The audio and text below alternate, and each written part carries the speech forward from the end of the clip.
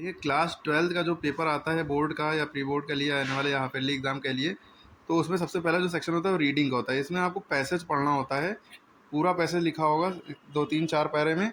फिर उसके बाद यहाँ पे क्वेश्चन आंसर होते हैं। तो जब आप पैसेज 2-3 बार पढ़ लेंगे और इसकी हिंदी समझ लेंगे पैसेज में है क्या, तो आप ये क्वेश्चन आंसर आराम से कर पाएंगे। कि जैसे इसमें पूछा गया ऑथर ऑथर क्या कहना चाहता है स्टेटमेंट में, everyone has something to sell, आपके पास बेचने कुछ ना कुछ होता है। तो इसमें आप ये everyone has something to sell, इस तरह की चीज़ें, everyone lives by selling something, इस तरह की चीज़ें दिखी, उससे आसपास उसका आंसर छुपा होगा, है ना। तो आप बना के लिख सकते हैं, ठीक है। इस तरह दूसरा क्वेश्चन, इस तरह के जो क्वेश्चन होंगे तो आप जब पढ़ेंगे तो उसको बना के लिख सकते हैं। लेकिन इसके बाद जो लेटर आता है, इसमें बहुत से बच्चे डरते हैं, इतना बड़ा बड़ा लेटर 100 से 150 वर्ड्स का लिखना होता है।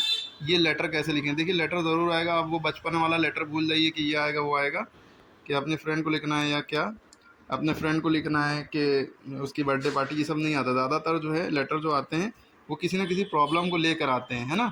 किसी ना किसी प्रॉब्लम को लेकर, फॉर एग्जांपल आप गली में रहते हैं, वहाँ डीजे बहुत तेज़ बजता है, ये वो, और कहाँ नाली की व्यवस्था व्यवस्था में ड्रेनेज सिस्टम नहीं सही है, या कुछ भी इस तरह की चीज़ें आ सकती हैं। जैसे यहाँ पे देखिए आया है, क्या आ गया है, state India there is the great imbalance in male female ratio, है ना। तो कोई भी प्रॉब्लम लेके दे देंगे, या इसमें देखिए चॉइस देंगे, भेदभाव, जेंडर डिस्क्रिमिनेशन मतलब भेदभाव होना है आदमियों और मेल और फीमेल में, ठीक है।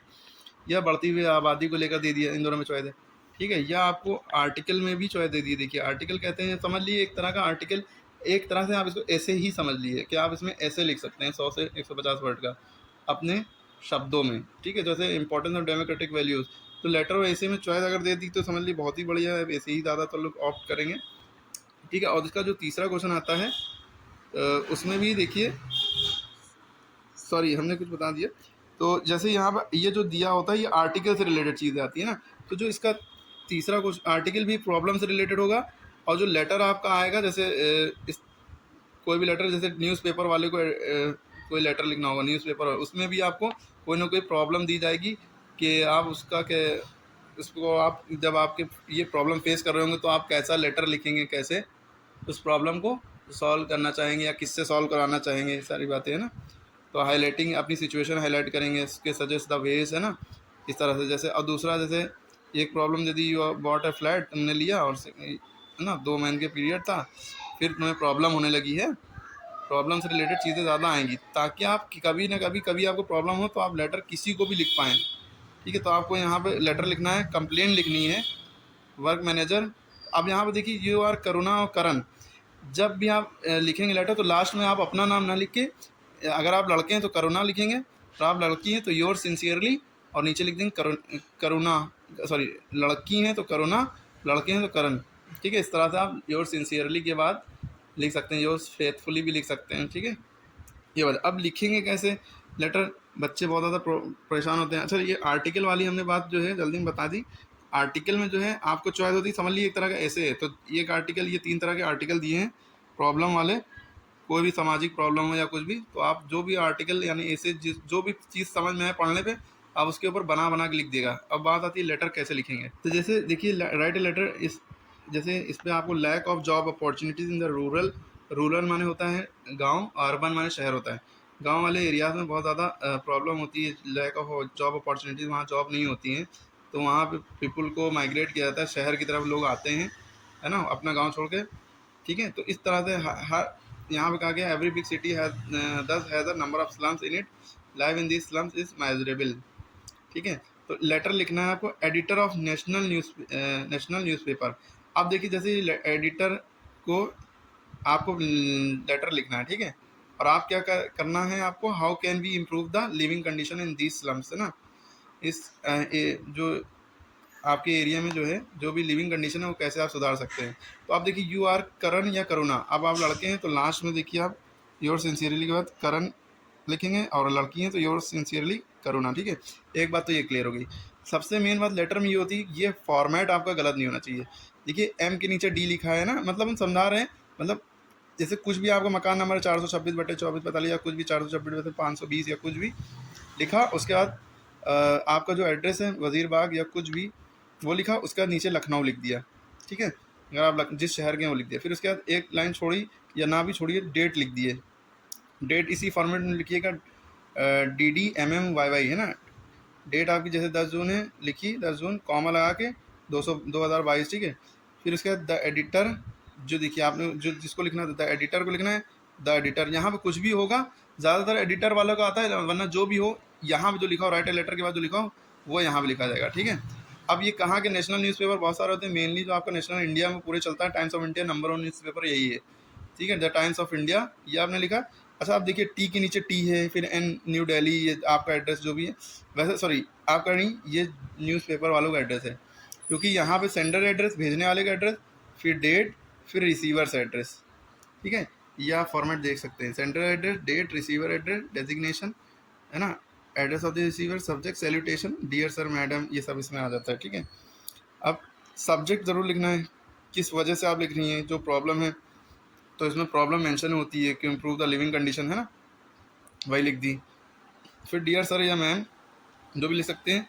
फिर आपको लेटर क्योंकि इतना बड़ा लिखना है, तो आपको बस ये जो पहला पैरा है ये याद रखना पड़ेगा, हर लेटर में ये सेम लिखना पड़ेगा, ठीक है, हर लेटर में ये सेम लिखना पड़ेगा। Through the column of your streamed newspaper I wish to bring you to the notice of the concerned authorities, यहाँ तक लिखा।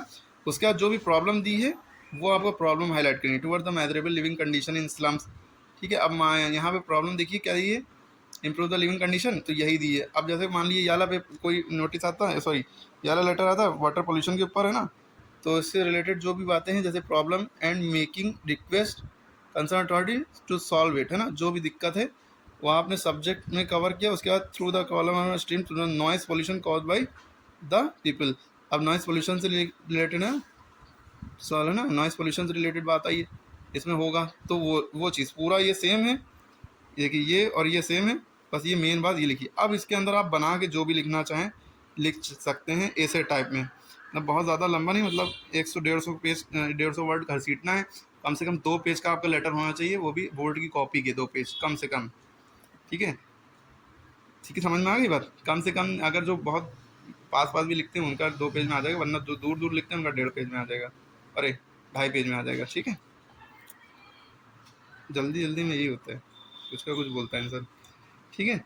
आपने लिख दिया, ये तो रट लिया, अंदर की ये पूरी कहानी आप अपने शब्दों में बना के लिख सकते हैं, वरना एक बार बुक से पढ़ के जाइए। लास्ट में थोड़ा कैसे दूर करना चाहते हैं गवर्नमेंट को, आप सर रुझान चाहते हैं और ये हो वो हो, 75 तरह की बातें लिख के फिर उसमें आप लास्ट में योर सिंसियरली लिख के, तो यहाँ पे कहाँ है, यू आर करण या करुणा, यू आर करण या करुणा, अगर आप लड़के हैं तो करण, लड़की हैं तो करुणा, योर सिंसियरली के बाद ये लिख देंगे, लेटर की हेडेक ख़त्म। लेटर कैसे लिखेंगे,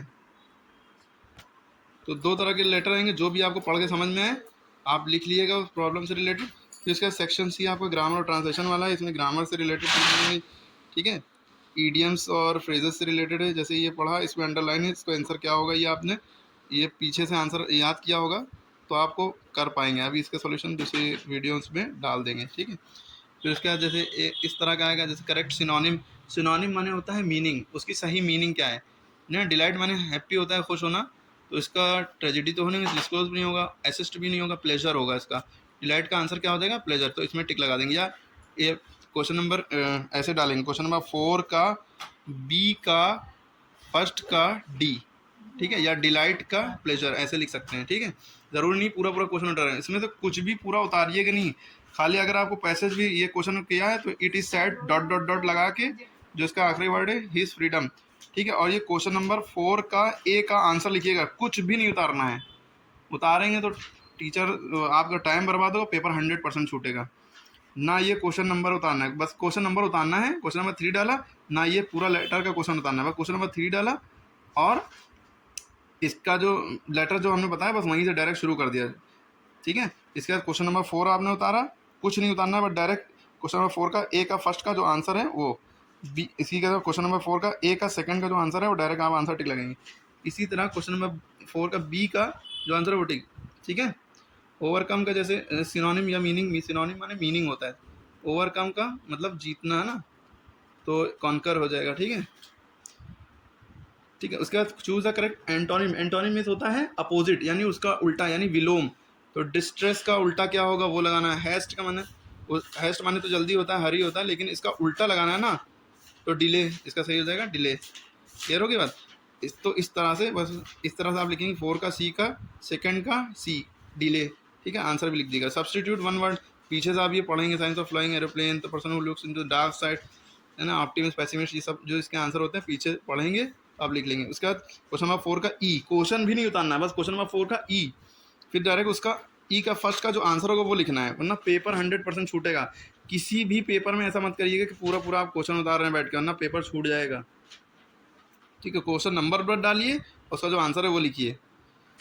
हिंदी का तो ज़रूर छूटेगा अगर ऐसा कर दिया। The government does not care for the opposition of the parliament, अब यहाँ पे जो सही स्पेलिंग हो वो आपको यहाँ भरना है, क्योंकि हर वर्ड की देखिए इसमें डिसेंट डिसेंट डिसेंट प्रोनाउंसिएशन तो सेम है लेकिन मीनिंग अलग अलग है, तो जो यहाँ पे भरा जाएगा वो भरिएगा। पीछे आप अगर वीडियो देखते रहेंगे तो दूसरी वीडियो में डालेंगे, उसमें बता देंगे कहाँ पे कैसे क्या होता है, सबकी लॉजिक भी। You can go to Allahabad by shorter, इसमें जैसे रूट होगा सी वाला, है ना, इस तरह है। तो क्वेश्चन नंबर 4 का ई का सेकंड का सी रूट, बस ये लिख देंगे, ऐसे आंसर लिखना है। जैसे change any following sentences into indirect form of speech, तो ये डायरेक्ट स्पीच से कहते हैं जिसमें इन्वर्टेड कॉमा लगाओ, इसको इनडायरेक्ट करना है, यानी इन्वर्टेड कॉमा हटाना है। आपको रूल पता होगा, मेरी वीडियोस पढ़ी हैं।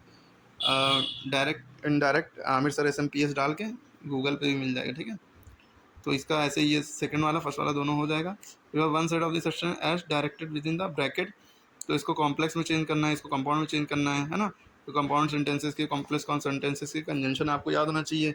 एंड बट सो और नॉट फॉर येट कंपाउंड को होता है। फाइन फैन बॉयज आपको याद ही होगा, नहीं याद है तो वीडियोस देख लीजिएगा। इसके बाद ट्रांसफॉर्म करना है डायरेक्टेड, इसको पैसिव वॉइस में चेंज करना है। एक्टिव पैसिव की वीडियोज भी पढ़ी हैं, और इधर कहेगा कोई तो डाल देंगे डिटेल में। सुपरलेटिव में चेंज करना है, ये भी बता देंगे।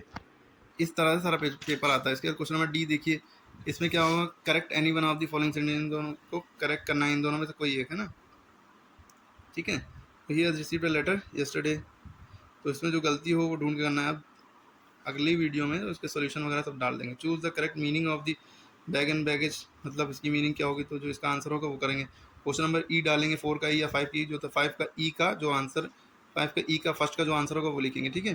फिर ट्रांसलेट करना होगा, ट्रांसलेट पूरा आता है, इसको इंग्लिश में बदलना होगा। आशा के बिना मानव को जीवन असंभव है, ठीक है। आशा माने होप होता है, ASH आशा ना लिख दीजिएगा, गाना नहीं है छोटी सी आशा, वो सब नहीं करना है, ठीक है। आशा का मतलब तो समझिए, इसकी वो सब करना है, ठीक है। फिर इसके बाद इस लिटरेचर पोर्शन आ जाता है, इसमें आपने पढ़ा होगा तो आप लिख लेंगे क्वेश्चन आंसर, ठीक है। वो तो पढ़ना ही है, रटना ही है, याद भी करना है। इसके बाद इस तरह का लॉन्ग इसमें आएगा। फिर इसके बाद एक्सट्रैक्ट आता है, ये आपका एक्सट्रैक्ट पोम वगैरह से ले लिया जाएगा, उसके आंसर आपको लिखने हैं। विद्या में इसके आंसर दिए हुए, पढ़ के याद कर सकते हैं। जैसे सेंट्रल आइडिया होता है, any one of the following, central idea जो भी पोम आएंगी उसमें से सेंट्रल आइडिया लिखना। देखिए पोम नहीं आती है, पोम का पैसेज आ जाएगा। इंटर में 10th में तो पोम आती है, पोम करनी होती है। अच्छा, पोम और पोएम, बहुत से लोग पोएम पढ़ते हैं, बहुत से टीचर्स को ये बात नहीं पता होती, पोएम नहीं पढ़ना चाहिए, पोएम गलत होता है। असल सही प्रोनाउंसिएशन पोम है, POEM, पोम, ठीक है। आप लोगों को अजीब सा लग रहा होगा, पहली बार सुना होगा, ठीक है, लेकिन यही सही है। जैसे क्वेश्चन नंबर 10, सेंट्रल आइडिया आता है, इसमें कोई एक करना होता है। कोई भी पोम आपने पढ़ी होंगी तीनों, उसमें से सेंट्रल आइडिया कोई एक का कर लिएगा, ठीक है। पोम याद करने की जरूरत नहीं। फिर उसके बाद क्वेश्चन आंसर आएंगे, चॉइस होती है दोनों में से एक, दोनों में से एक। फिर 80 वर्ड्स का मतलब है एक पेज में करिएगा, ठीक है, समझ में, पौने एक पेज में भी कर सकते हैं। इस तरह से पेपर हो जाएगा आपका। किसी को कोई डाउट हो तो पूछ सकता है कमेंट।